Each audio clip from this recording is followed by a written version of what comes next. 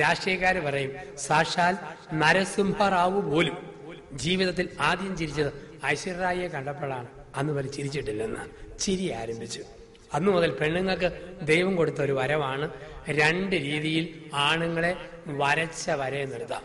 കെട്ടിയവൻ ഏത് DGP ആണേലും ഏത് പോലീസ് സൂപ്രണ്ടാണേലും പെണ്ണ് മനസ്സ് വെച്ചോ അവനെ ഒരു പത്മവ്യൂഹത്തിനകത്ത് പെടുത്താനായിട്ട് അവർക്ക് പറ്റും. 2 രീതിയിലാണ്. ഒന്ന്, ചിരി. പെണ്ണുങ്ങൾ ചിരിച്ചോ ആ ചിരി വലിയൊരു പ്രത്യേകതയാണ്. അതുകൊണ്ടാണ് പെണ്ണുങ്ങളുടെ ചിരിയുടെ മുമ്പിൽ ആണുങ്ങൾ വീണുപോകും. കാരണം പെണ്ണുങ്ങളുടെ ചിരിക്ക് നല്ല സൗന്ദര്യമുണ്ടെന്ന് സ്ത്രീകൾക്ക് അറിയത്തില്ല, അത് ആണുങ്ങൾക്ക് അറിയത്തുള്ളൂ. അതുകൊണ്ടല്ലേ കവി പാടിയത് അവൾ ചിരിച്ചാൽ മുത്തു ചതറും. അത് കല്യാണത്തിന് മുമ്പാണ്.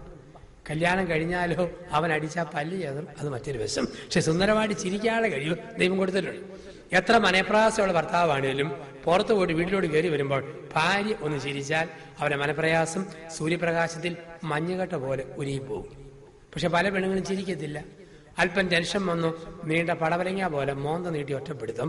അത് കാണുമ്പം അവന്റെ ഷുഗറെ പ്രഷർ അങ്ങേയറ്റം പൊങ്ങാനായിട്ട് തുടങ്ങും. പെണ്ണുങ്ങൾ മര്യാദയ്ക്ക് ചിരിച്ചാൽ ആണുങ്ങളുടെ മനപ്രയാസം മാറും. പക്ഷെ ഒരുവിധം ആക്കുന്ന ചിരിയുണ്ട്, അതുകൂടി ചിരിച്ചേക്കല്ലേ മര്യാദയ്ക്ക് ചിരിച്ചാൽ. 2, കരഞ്ഞോണം. പെണ്ണുങ്ങൾ കരഞ്ഞാലും ആണുങ്ങൾ വീണു. പെങ്ങള് കരഞ്ഞാൽ ആങ്ങളെ ഉരുകും. കാമുകി കരഞ്ഞാൽ കാമുകൻ അലിയും. ഭാര്യ കരഞ്ഞാൽ ഭർത്താവ് ആകപ്പാടെ തളരും. മോള് കരഞ്ഞാൽ അപ്പന് വല്ലാത്ത ടെൻഷൻ. പെണ്ണുങ്ങളുടെ കണ്ണുനീരിന് മുമ്പിൽ ആണുങ്ങൾ പെട്ടെന്ന് കുതിർന്നു പോകും. കാരണം ആണുങ്ങൾക്ക് ഒരു കുഴപ്പമുണ്ട്, അവൻ മണ്ണിൽ നിന്നും ഉണ്ടായവനായതുകൊണ്ട് വെള്ളം വീണാൽ അവൻ പെട്ടെന്ന് കുഴഞ്ഞു പോകും, കുതിർന്നു പോകും. പക്ഷെ പെണ്ണുങ്ങളെ ആസിഡ് ഒഴിച്ചാൽ പോലും ഇളക്കാൻ പറ്റുകയില്ല. കാരണം എല്ലേന്നുണ്ടായതാണ്, നല്ല കട്ടിയാണെന്നാണ് വെയ്പ്പ്. അപ്പോൾ ലോകത്തിൽ അവൻ ഏകനായിരുന്നപ്പോൾ ദൈവം തീരുമാനിച്ചു അവന് ചേർന്ന ഒരു ഇണയെ കൊടുക്കുക, അവന് തക്കതായ ഒരു ഇണയെ കൊടുക്കുക. ദൈവം ഗാഠനിദ്രയിലാഴ്ത്തിയ പുരുഷനെ ഒരു സ്ത്രീക്ക് ജന്മം കൊടുത്തു. അവിടെ ലോകത്തിലെ ഉടമ്പടികൾ ആരംഭിച്ചു. ഈ ലോകത്തിൽ ആദിമ പറുദീസയിൽ 3 ഉടമ്പടികളുടെ തുടക്കമാണ്. ഉൽപ്പത്തി പുസ്തകത്തിൽ നമ്മൾ കാണുന്നു മനുഷ്യ ജീവിതത്തിലെ 3 പ്രധാനപ്പെട്ട ഉടമ്പടികൾ. ഒന്നാമത്തെ ഉടമ്പടി ഈ ലോകത്തിൽ ആദ്യത്തെ ഉടമ്പടിയാണ് ഉൽപ്പത്തി 2:23. ആദ്യ പുരുഷൻ ആദ്യ സ്ത്രീയോട് പറഞ്ഞു, മോളെ നീ എന്റെ അസ്ഥിയുടെ അസ്ഥിയും മാംസത്തിന്റെ മാംസവുമാ. ഈ ഭൂമിയിലെ ഒന്നാമത്തെ ഉടമ്പടി ദാമ്പത്യത്തിന്റെ ഉടമ്പടിയാണ്. 2ാമത്തെ ഉടമ്പടി ഉൽപ്പത്തി 8 ദൈവവും നോഹയും തമ്മിൽ. ഇനിമേൽ ജലപ്രളയത്തിലൂടെ ഭൂമുഖത്തെ ഞാൻ നശിപ്പിക്കില്ലെന്നറിയുവാൻ വാനവിധാനത്തിൽ ഒരു മഴവില്ല. ദൈവവും നോഹയും തമ്മിലുള്ള ഉടമ്പടി. 3ാമത്തെ ഉടമ്പടി ഉൽപ്പത്തി 12 ദൈവവും അബ്രഹാമും തമ്മിൽ. അബ്രഹാമേ നീ എന്നെ അനുസരിച്ചാൽ നിന്നെ ഞാൻ അനുഗ്രഹിക്കും. അപ്പൊ 1ാമത്തെ ഉടമ്പടി വിവാഹത്തിന്റെ ഉടമ്പടിയാണ്. ഇപ്പൊ അവിടെ പറയുന്ന വാക്കെന്താ? നീ എന്റെ അസ്ഥിയുടെ അസ്ഥി മാംസത്തിന്റെ മാംസം എന്ന് പറഞ്ഞാൽ അതിന്റെ അർത്ഥം എന്താ? ഞാൻ ഇനി ബാക്കിയില്ല, എന്റെ അസ്ഥിയും പോയി മാംസവും പോയി, പിന്നെ ഞാൻ എന്നതാ ബാക്കി? മോളെ നീ ഞാൻ തന്നെയാണ്, ഞാൻ നീ തന്നെയാണ്, നമ്മൾ ഒന്നാണ്. അസ്ഥിയുടെ അസ്ഥി മാംസത്തിന്റെ മാംസം എന്ന് പറഞ്ഞു കഴിഞ്ഞാൽ ഭർത്താവ് അസ്ഥിയാണ്, ഭാര്യ മാംസമാണ്. അസ്ഥി ഇങ്ങനെ തുറന്നിരുന്നാൽ ഭിത്തിക്കിട്ട് മതിലിനിട്ട് മരത്തിനിട്ട് കല്ലിനിട്ട് മുട്ടും തട്ടും പൊട്ടും. അങ്ങനെ പൊട്ടാതിരിക്കാൻ മാംസം കൊണ്ട് പൊതിയണം. ഭർത്താവ് ഇങ്ങനെ അസ്ഥി പോലാ, ഇങ്ങനെ ക്ഷിപ്രകോപം, എടുത്തുചാട്ടം, തെറുക്കുത്തരം, അതും ഇതും പറയുക. ഭാര്യ വേണം പൊതിയാൻ. ഭാര്യ മാംസം പോലെ പൊതിഞ്ഞ് പറയണം, അപ്പനാകട്ടോ കുറെ കൂടെ അന്തസ് വേണം, കെട്ടിയവനാകട്ടോ കുറെ കൂടെ ഗമ വേണം, പെണ്ണ് വളർന്നു വരിക കേട്ടോ കരുതൽ വേണം. മാംസം അസ്ഥിയെ പൊതിയുന്നു. പെണ്ണുങ്ങളോ പെട്ടെന്ന് തളർന്നു പോകും, പെട്ടെന്ന് മനക്കെട്ടിയില്ല, തളതളാന്ന് കിടക്കുമ്പം അവക്ക് ബലം കൊടുക്കേണ്ട അസ്ഥി ഭർത്താവ്. അസ്ഥിയുടെ അസ്ഥി മാംസത്തിന്റെ മാംസം. ആദ്യ ഉടമ്പടി വാക്കിയതാണ്. ഒരു സ്ഥലത്ത് ഞാൻ പറഞ്ഞു, ആദ്യ പുരുഷൻ ആദ്യ സ്ത്രീയെ നോക്കി പറഞ്ഞു, മോളെ നീ എന്റെ അസ്ഥിയുടെ അസ്ഥിയും മാംസത്തിന്റെ മാംസവാ. അപ്പോൾ ഒരു സ്ത്രീ പറഞ്ഞു, എന്റെ അച്ഛ കല്യാണം കഴിഞ്ഞ ആദ്യത്തെ 5-6 മാസം എന്റെ കെട്ടിയവനും അങ്ങനെയൊക്കെ പറയുമായിരുന്നു, പൊന്നെ തേനെ ചക്കര മുത്തേ പാലേ വേമ്പേ പൊന്നും കൊടുവേ എന്നൊക്കെ വിളിക്കുമായിരുന്നു. പക്ഷെ എന്റെ അച്ഛ 2 മക്കളായപ്പം അത് ഞാൻ എന്റെ മട്ടുമാറി. ഇനി ഞങ്ങളുടെ ബരിക്കകത്ത് അസ്ഥിയുടെ അസ്ഥി പോയിട്ട് ഗുസ്തിയുടെ ഗുസ്തിയാണ് നടക്കുക. അപ്പൊ ദൈവം ചേർത്ത് വെച്ച 1ാമത്തെ ഉടമ്പടി. നമുക്കറിയാം, വിവാഹം എന്ന് പറയുന്നത് ഒരു ഉടമ്പടിയാണ്. ദൈവം ആദത്തെ നിർത്തിയിട്ട് നോക്കി, അന്ന് വരെ സൃഷ്ടിച്ചതിൽ എന്തെങ്കിലും അവന് ചേരുന്നതുണ്ടോ? ഒരു വശത്ത് ആദം, മറുവശത്ത് പിടിയാന, ചേരുകയില്ല. ഒരു വശത്ത് ആദം, മുമ്പിൽ എരുമ, ചേരുകയില്ല. ഒരിടത്താദം, അപ്പുറത്ത് പശു, ചേരുകയില്ല. ദൈവത്തിന് മനസ്സിലായി തേങ്ങാമുറിയും അടയ്ക്കാമുറിയും കൂടെ ചേരുകയില്ല, തങ്കച്ചനും തങ്കമ്മയും കൂടെ ശരിക്കും ചേരും. അതിന് ഔവായെ സൃഷ്ടിച്ചു കൊടുത്തു. ഉടമ്പടി ബന്ധം ആരംഭിച്ചു. ഉടമ്പടിയുടെ മനോഹരമായ ബന്ധം അവിടെ ആരംഭിക്കുകയാണ്. എത്ര ആഴമായ ഒരു ബന്ധമായിട്ടാണ് അത് സ്ഥാപിക്കപ്പെട്ടത് എന്നാണ് നമ്മൾ കാണുക. വളരെ മനോഹരമായ ഒരു ദാമ്പത്യ ബന്ധത്തിന് അവിടെ തുടക്കം കുറിച്ചു. നമുക്കറിയാം, ഒരു ഉടമ്പടിയാകണമെങ്കിൽ അതിൽ 4 കാര്യങ്ങൾ വേണം. നമ്മുടെ നിയമപ്രകാരം ഒരു ഉടമ്പടിയാകണമെങ്കിൽ അതിന് 4 കാര്യങ്ങളാണ് അത്യാവശ്യം വേണ്ടത്. എന്തെല്ലാമാണ്? 1 നൽകൽ, 2 സ്വീകരിക്കൽ, 3 നിയമസാധുത, 4 പരസ്പരം പ്രയോജനകരം. ഇത് 4 ഉണ്ടെങ്കിലേ ഒരു നിയമമായിട്ട് മാറും. നൽകൽ, സ്വീകരിക്കൽ, നിയമസാധുത, പരസ്പരം പ്രയോജനകരം. വിവാഹം ഉടമ്പടിയാണ്. ഇതിൽ 4 ഉണ്ട്. ഭർത്താവ് സ്വയം ഭാര്യയ്ക്ക് നൽകുന്നു, ഭാര്യ സ്വയം ഭർത്താവിന് നൽകുന്നു. ഭർത്താവ് ഭാര്യയെ സ്വീകരിക്കുന്നു, ഭാര്യ ഭർത്താവിനെ സ്വീകരിക്കുന്നു. അംഗീകരിക്കപ്പെട്ട വിവാഹത്തിന് നിയമസാധുത, പരസ്പരം പ്രയോജനകരം. കുഞ്ഞുങ്ങള്, വീട്, കുടുംബം ഒന്നിച്ചൊരു ഭവനം പണിയുന്നു. അപ്പോൾ ഇത് ഉടമ്പടി തന്നെയാണ്. ഉടമ്പടി സ്ഥാപിക്കുമ്പോൾ ചില ഉറപ്പ് ആവശ്യമാണ്. അതുകൊണ്ടല്ലേ യോഹന്നാന്റെ സുവിശേഷം 21-ാം അധ്യായത്തിൽ ശിരസായ മിശിഹ തന്റെ മണവാട്ടിയായ സഭയെ പത്രോസിനെ ഏൽപ്പിക്കുന്ന ഭാഗമുണ്ട്. 3 പ്രാവശ്യം ചോദിച്ചുറപ്പിച്ചിട്ടാണ് പത്രോസിനെ തന്റെ സഭയെ ഏൽപ്പിക്കുക. 3 പ്രാവശ്യം ചോദിച്ചുറപ്പിച്ചു. ആദ്യത്തെ ചോദ്യം ഇതാണ്: പത്രോസേ, നീ ഇവരെക്കാൾ അധികമായി സ്നേഹിക്കുന്നു? ഉപകർത്താവ് വീണ്ടും ചോദിച്ചു. എന്നിട്ടാണ് സഭയെ ഏൽപ്പിച്ചത്. ഇതുപോലെയാണ് വിവാഹം. ഒരു സ്ത്രീയെ പുരുഷനെ ഏൽപ്പിക്കുമ്പോൾ, ഒരു പുരുഷനെ സ്ത്രീയുടെ കയ്യിൽ ഏൽപ്പിക്കുമ്പോൾ 3 പ്രാവശ്യം ചോദിച്ചുറപ്പിച്ചില്ലേ? ആദ്യത്തെ ചോദ്യം എന്നായിരുന്നു? ചെറുക്കനെ കണ്ടപ്പോൾ പെണ്ണിനെ കണ്ടപ്പോൾ ഉള്ളിന്റെ ഉള്ളറകളിൽ 1-ാമത്തെ ചോദ്യം: പൊന്നുമോനെ പാപ്പച്ച, ലോകത്ത് ഒരുപാട് പെണ്ണുങ്ങളെ നീ കാണാൻ സാധ്യതയുണ്ട്. എങ്കിലും അതിലൊക്കെ ഉപരിയായിട്ട് ഈ ഉണക്കപ്പാമ്പാട് പോലെ വളഞ്ഞിരിക്കുന്ന ഏലിയാമേ നീ സ്നേഹിക്കുന്നു. ഉപകർത്താവേ. ഏലിയാമേ നീയോ? ഉപകർത്താവേ. അവളും പറഞ്ഞു. ബോധ്യം പോരാ. 3 ആഴ്ച കഴിഞ്ഞു ഒത്തുകല്യാണം. അന്ന് 2-ാമത്തെ ചോദ്യം: പാപ്പച്ച, പണ്ട് പറഞ്ഞതിന് മാറ്റമുണ്ടോ? ഇല്ല കർത്താവേ. എടി, നിനക്ക് മാറ്റമുണ്ടോ? ഇല്ല കർത്താവേ, ഒട്ടുമില്ല. ഇതെല്ലാം കഴിഞ്ഞു കല്യാണത്തിന്റെ അന്ന് 100 പേര് അകമ്പടി, സമൂഹം മുഴുവൻ നോക്കി നിൽക്കുന്നു. അച്ഛന്മാര്, ജനങ്ങള്. അവിടെ വെച്ച് അവസാന ചോദ്യം ചോദിച്ചു. അന്നെന്ന് പറഞ്ഞാൽ കശാപ്പുകാരൻ പോത്തിനെ കൊല്ലാൻ, കുശിനിക്കാരൻ പൊറോട്ട അടിക്കാൻ, ക്യാമറക്കാരൻ അനങ്ങാത്ത പടം, വീഡിയോക്കാരൻ ആടുന്ന പടം, വെളുപ്പിനെ ചൂട്ടും കത്തിച്ച് പെണ്ണിനെ വിളിച്ചുകൊണ്ട് പോകാൻ ബ്യൂട്ടി പാർലറുകാരി.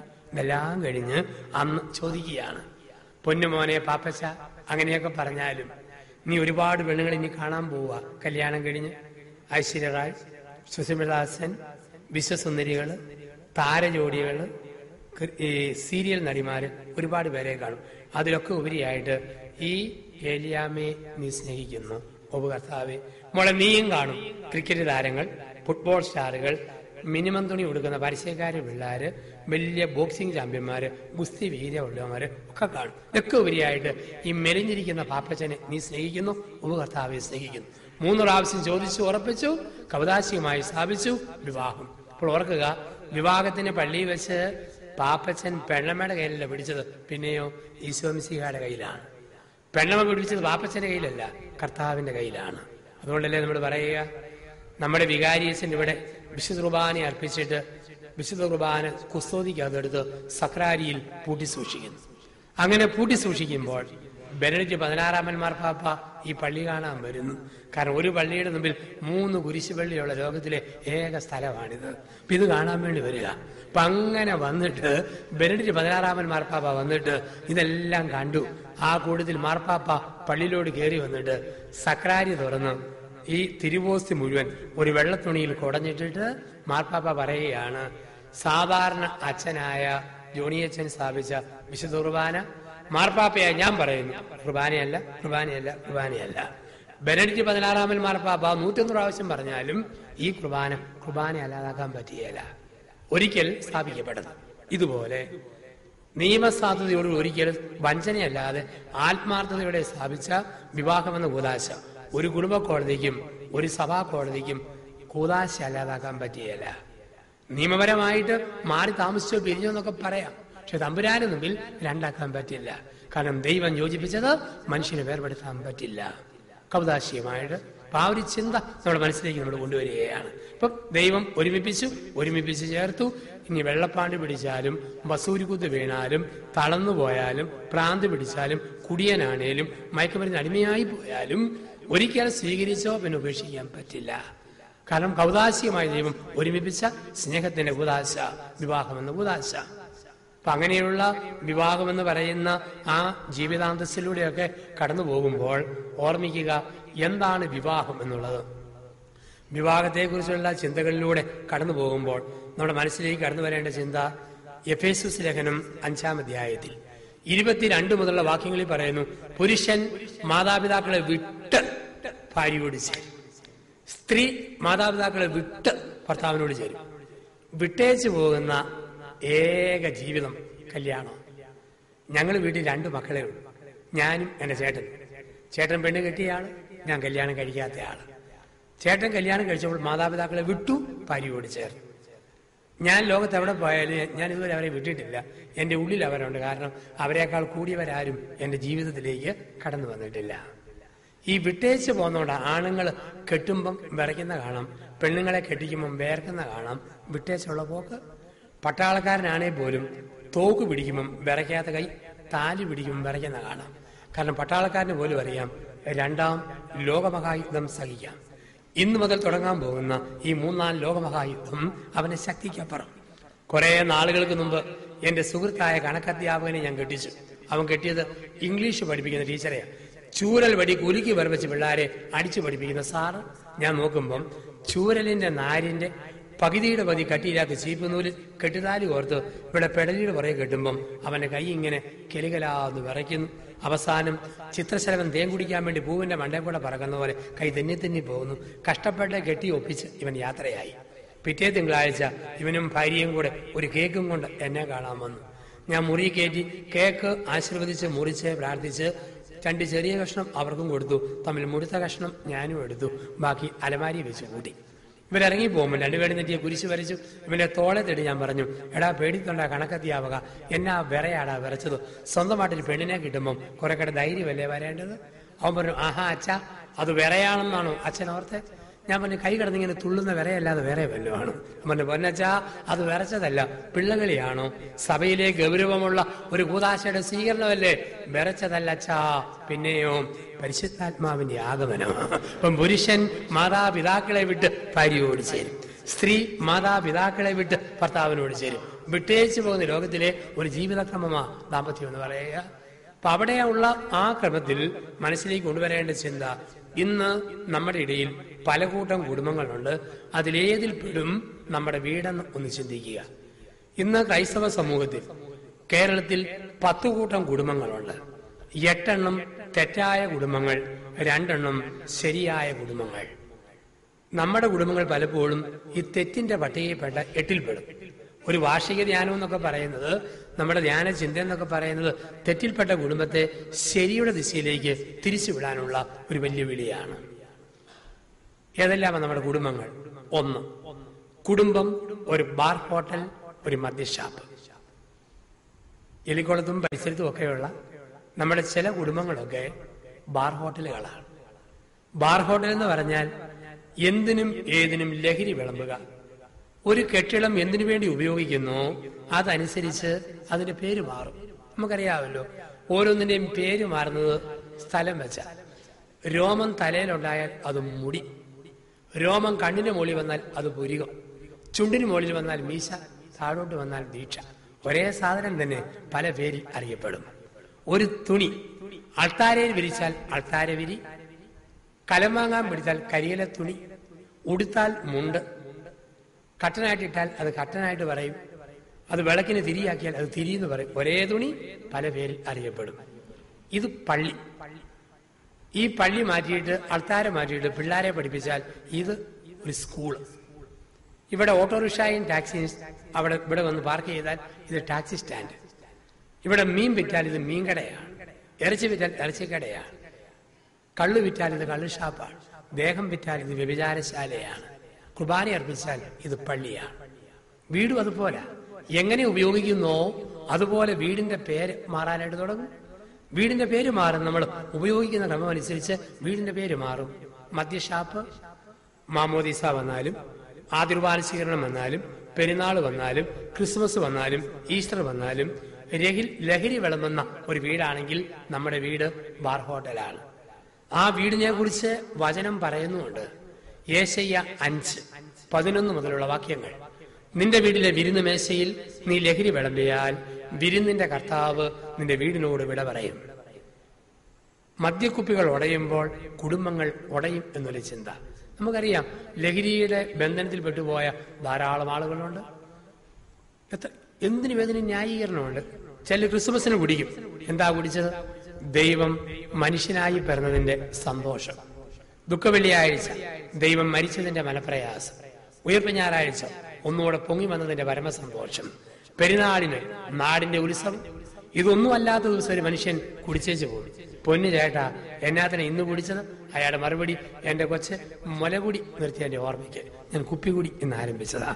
എന്തിനും അതിന് ന്യായീകരണമുണ്ട്. എവിടെ ചെന്നാലും പരസ്യത്തിന്റെ കാലമല്ലേ. എന്താണ് പരസ്യം? രാധാസിട്ട് പതയ്ക്കൂ, മീരാ ജാസ്മിനെ പോലെയാവും. ബൂസ്റ്റ് കലക്കി കുടിക്കൂ, തെണ്ടുൽക്കറെ പോലെ ഊർജം ഉണ്ടാക്കി എടുക്കൂ. പഴം പറിച്ചു തിന്നു, ദൈവത്തെ പോലെ ആകൂ. ഒന്നാമത്തെ പരസ്യം പിശാചാണ് ആരംഭിച്ചത്, പരദീസയിലാണ്. 2 സാരി മേടിക്കും, ഒരു ബ്ലൗസിന്റെ കൈ ഫ്രീ ആയിട്ട് നേടും. 3 സൂചി മേടിച്ചാൽ ഒരു കുത്തു ഫ്രീ. എന്തെല്ലാം ഫ്രീ ആയെന്ന്. വെളിച്ചെണ്ണ മേടിച്ചാൽ ഷാംപൂ ഫ്രീ. കോൾഗേറ്റ് മേടിച്ചാൽ ടങ് ക്ലീനർ ഫ്രീ. ബാർ ഹോട്ടലിലും പരസ്യമുണ്ട്. 2 പെഗ് എടുത്താൽ ഒരു മഗ് ഫ്രീ. 2 മഗ് എടുത്താൽ ഒരു ജഗ് ഫ്രീ. 2 ജഗ് എടുത്താൽ ഒരു ഹാഫ് ഫ്രീ. 2 ഹാഫ് എടുത്താൽ ഒരു ഫുള്ള് ഫ്രീ. 2 ഫുൾ എടുത്താൽ ഒരു പെട്ടി ഫ്രീ. അത് ചേർത്തെടുത്താൽ റീത്ത് ഫ്രീ. എന്തെല്ലാം പരസ്യമാണ്. ഇന്ന് പരസ്യത്തിന്റെ ലോകത്താ കുടുംബം ഒരു ബാർ ഹോട്ടൽ. ഒരു മനുഷ്യന് ഭയങ്കര കുടിയൻ. അടുത്ത കാലത്ത് പത്രത്തിൽ ദുരന്തം കണ്ടു, മദ്യദുരന്തം. ഈ മദ്യദുരന്തത്തിന്റെ വാർത്ത വായിച്ചിട്ട് ഈ മനുഷ്യൻ പറഞ്ഞു, ഈശ്വരാ, ഇത്രയും വലിയ ദുരന്തമാണോ? കാഴ്ച പോകുന്നു, മരിച്ചു പോകുന്നു, കരള് പോകുന്നു. അങ്ങനെയെങ്കിൽ ഈ മദ്യപാൻ ഇത്രയും ദുരന്തമാണോ? ഈശ്വരാ, ഞാൻ നിർത്തി എന്നും പറഞ്ഞ് വായിച്ചിരുന്ന പത്രം മേശയ്ക്കിട്ട് എറിഞ്ഞിട്ട് ഇയാൾ കുനിഞ്ഞു കിടന്നു. ഉടനെ ഭാര്യ പറഞ്ഞു, ഈ ദുരിതവേലം കണ്ടപ്പോൾ ഇയാൾക്ക് നിർത്താൻ തോന്നിയല്ലോ, ദൈവത്തിന് നന്ദി. ഓടി, കുടിയല്ല നിർത്തിയത്, പത്രവായന ഇന്നുകൊണ്ട് ഞാൻ നിർത്തിയിരിക്കുകയാണ്. അപ്പൊ വീണുപോയ മനുഷ്യരുണ്ട്, മദ്യത്തിന് അടിമകളായ മനുഷ്യരുണ്ട്. കുടിക്കുന്നവർക്ക് പല രീതികളുമുണ്ട്, ഓരോരോ രീതികൾ. ഏതെല്ലാം വിധത്തില. കഴിഞ്ഞ ഓണത്തിന്റെ കാലഘട്ടത്തിൽ ഞാൻ ഇങ്ങനെ ധ്യാനിപ്പിച്ച് നടന്നപ്പോൾ പല കൂട്ടം കള്ളച്ചാരായങ്ങൾ പ്ലാസ്റ്റിക് കടലാസിനകത്ത് പായ്ക്ക് ചെയ്ത് വിൽക്കുന്നത് കണ്ടു. കുറെ എണ്ണം വരെ എണ്ണി. ചിലതിന്റെയൊക്കെ പേര് ഓർമ്മയിലാണ്. ഒരെണ്ണത്തിന്റെ പേര് ഓടെ മറിയം, 2 മണവാട്ടി, 3 പുല്ലുപെറുക്കി, 4 പോസ്റ്റേക്കേറി, 5 പോസ്റ്റ്മാൻ, 6 മിസിക. 6 കൂട്ടം കള്ളച്ചാരായത്തിന്റെ പേര് വരെ ഞാൻ കാണാപ്പാടം പഠിച്ചു വെച്ചിട്ടുണ്ട്. ഓടെ മറിയം എന്ന് പറയുന്ന കള്ളച്ചാരായത്തിന്റെ 2 കവിള് കുടിച്ചാൽ മതി. കുടിച്ചയാള് അടുത്തുള്ള ഓടയിലോട്ട് മറിഞ്ഞു വീഴും, എഴുന്നേറ്റ് പോകാൻ പാട്. ഓടെ മറിയം. മണവാട്ടി അല്പം കുടിച്ചാൽ പിന്നെ ഭയങ്കര നാണം, കൈ ഇങ്ങനെ തിരുമ്മിക്കൊണ്ട് നിൽക്കും. പുല്ലുപെറുക്കി അല്പം കുടിച്ചാൽ മുറ്റത്ത് കുത്തിയിരുന്ന വെട്ടം വീഴുന്നവരെ കുടിച്ച കക്ഷി സകലമാന പുല്ലും പറിച്ചുകൊണ്ടിരിക്കും. പോസ്റ്റേ കയറി അല്പം കുടിക്കുന്നയാള് പേര, ചാമ്പ, കപ്പളം, മരത്തെ മുഴുവൻ കയറ്റത്തോട് കയറ്റം, ഇറക്കത്തോട് ഇറക്കും. ഇതുപോലെ പോസ്റ്റ്മാൻ അല്പം കുടിച്ചയാൾ ഭൂമിയിലുള്ള എല്ലാ വീടുകളെയും കറങ്ങിക്കൊണ്ടിരിക്കും. സ്വന്തം വീട് മാത്രമേ എവിടാന്ന് യാതൊരു പിടിയുമില്ല. മിസിഹ 2 പെഗ് അടിച്ചാൽ മതി. അടിക്കുമ്പം കണ്ണടച്ചോ, പിന്നെ 3-ാം പൊക്കവേ കണ്ണു തുറക്കാൻ പറ്റത്തുള്ളൂ. ഇന്നും തിന്മയുടെ ബന്ധനങ്ങളുണ്ട്. ചാണ്ടിച്ചേട്ടൻ എന്ന് പറയുന്ന ആള് ഷാപ്പിൽ ചെന്ന് കുടിച്ചു. ചാണ്ടിച്ചേട്ടൻ പൂസായി ആടാൻ തുടങ്ങി. 8-9 സഹകുടിയന്മാർ ഒപ്പം നിന്ന് ആടി. ആടി ഇവര് വീട്ടിലേക്ക് വരിക. വീട് എവിടാന്നൊരു പിടിയുമില്ല. അവസാനം വീടിന്റെ മുറ്റത്തെത്തി ഒരുത്തൻ ചെന്ന് കോളിംഗ് ബെൽ അടിച്ചു. ഭാര്യ ചോദിച്ചു, ആരാ? അയാൾ പറഞ്ഞു, ഞങ്ങള് ചാണ്ടിയം കൊണ്ട് വന്നതാ. അവിടെ എങ്ങാനും ചാണ്ടിയേച്ച് പൊക്കോളാൻ പറഞ്ഞു. കാരണം കുടിക്കുന്ന കെട്ടിയവനെ കൊണ്ടുവരുന്നവരോട് ഭാര്യയ്ക്ക് അറപ്പാണ്, വെറുപ്പാണ്. 5 മിനിറ്റ് കഴിഞ്ഞിട്ടും ഭാര്യ വരുന്നില്ല. ഇവൻ പിന്നെയും കോളിംഗ് ബെൽ അടിച്ചു. ആരാന്നല്ലേ ചോദിച്ചത്? ഞങ്ങള് ചാണ്ടിയം കൊണ്ട് വന്നാന്ന് പറഞ്ഞില്ലേ, നിർത്തിയിട്ട് പോകാനല്ലേ പറഞ്ഞത്? അപ്പോൾ അവന്റെ മറുപടി, പൊന്നു പെങ്ങളെ, പുറത്തോട്ടൊന്ന് ഇറങ്ങി വന്ന് ഞങ്ങളിൽ ആരാ ചാണ്ടിയെന്ന് ഒന്ന് കാണിച്ചു തരാമോ? ഇതാണ് അവസ്ഥ. അപ്പൊ കുടുംബം ഒരു ബാർ ഹോട്ടൽ, കുടുംബം ഒരു മദ്യഷാപ്പ്. ചില കുടുംബങ്ങൾ. 2 കുടുംബം ഒരു കശാപ്പ് കട. ചില കുടുംബങ്ങൾ കശാപ്പ് കടകളാണ്. അമ്മയുടെ ഗർഭപാത്രത്തിൽ വെച്ച് കുഞ്ഞിനെ കൊത്തി നുറുക്കുന്ന കുടുംബങ്ങളെ വിളിക്കുന്ന വാക്ക് കശാപ്പ് കട. ദൈവമാണ് ജീവൻ തന്നത്. 2 മക്ബായർ 7:22. ഒരമ്മ സ്വന്തം മക്കളോട് പറയാം, മക്കളെ, നിങ്ങളുടെ അവയവങ്ങളെ വാർത്തെടുത്തതും നിങ്ങൾക്ക് ജീവന്റെ ശ്വാസം തന്നതും ഞാനല്ല, ദൈവമാണ്. ഞാനല്ല, ദൈവമാണ്. ജെറമിയ 1:5. നിന്റെ അമ്മയുടെ ഉദരത്തിൽ നീ ഉരുവാക്കപ്പെട്ട നിമിഷം തന്നെ ഞാൻ നിന്നെ തെരഞ്ഞെടുത്തതാണ്, ഞാൻ നിന്നെ അറിഞ്ഞതാണ്. അപ്പൊ നമ്മുടെ ജീവിതത്തിൽ ഇങ്ങനെയുള്ള ഒരു ഗർഭഛിദ്രത്തിന്റെ കാലം 1970 വരെ ഇന്ത്യയിൽ ഗർഭഛിദ്രം നിയമവിരുദ്ധമായിരുന്നു. 970 ഇന്ദിരാഗാന്ധി ഗർഭഛിദ്രം നിയമവിധേയമാക്കി മാറ്റിയത്. അന്ന് മുതലാണ് ഭാരതത്തിൽ അസ്വസ്ഥത. പഞ്ചാബ്, കാശ്മീർ, നക്സൽ പ്രസ്ഥാനങ്ങൾ, സിംഹള തമിഴ് പോലീസ് സംഘടനകൾ, ഒരു പ്രധാനമന്ത്രി, 2 മക്കൾ വയറ് തകർന്ന് ഉദരം പടന്ന് മരിച്ചത് ചരിത്രത്തിന്റെ ഭാഗമാണ്. അപ്പൊ അതുകൊണ്ടാണ് നമ്മൾ പറയുക, ഇതൊരു മാരകമായ പാപം. സഭ പഠിപ്പിക്കുന്നു, ഗർഭഛിദ്രത്തിന് വഴങ്ങുന്ന സ്ത്രീയും പ്രേരിപ്പിക്കുന്ന ഡോക്ടറും നടത്തുന്ന ഡോക്ടറും സഹായിക്കുന്ന നേഴ്സും നിർബന്ധിക്കുന്ന ഭർത്താവുമെല്ലാം ദൈവത്തിന്റെ കോടതിയിൽ കൊലപാതകത്തിന് ചോദ്യം ചെയ്യപ്പെടുമെന്ന്. ഒരു കുറ്റബോധത്തിന് വേണ്ടിയല്ല. അങ്ങനെ വല്ലതും സംഭവിച്ചെങ്കിൽ തമ്പുരാനോട് മാപ്പ് ചോദിക്കുക, ദൈവത്തിന് മുമ്പാകെ നമ്മൾ ക്ഷമ ചോദിക്കുക. അതൊരു തിന്മയാണ്, മനസ്സിൽ തിരിച്ചറിയുക. ആ കുടുംബത്തിൽ ജീവിക്കുന്ന മക്കൾക്ക് ഒരു അനുഗ്രഹത്തിന്റെ കുറവുണ്ടാകും എന്നാണ് സൂചിപ്പിക്കുക. ഇപ്പൊ 1, കുടുംബം ഒരു ബാർ ഹോട്ടൽ.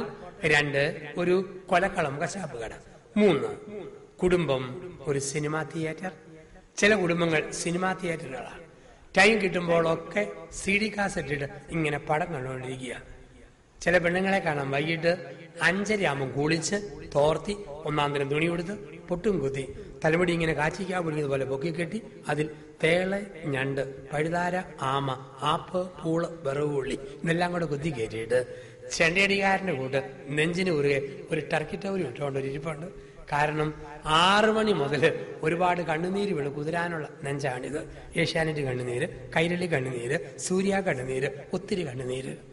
ഒരു മനുഷ്യൻ പറഞ്ഞു, എന്റെ അച്ഛ, എന്റെ ഭാര്യ TV കാണാൻ വരുന്നത് വടക്കൻ വീരഗാഥയിലെ പോലെ തുണി കൊടുത്തുകൊണ്ടാണ്.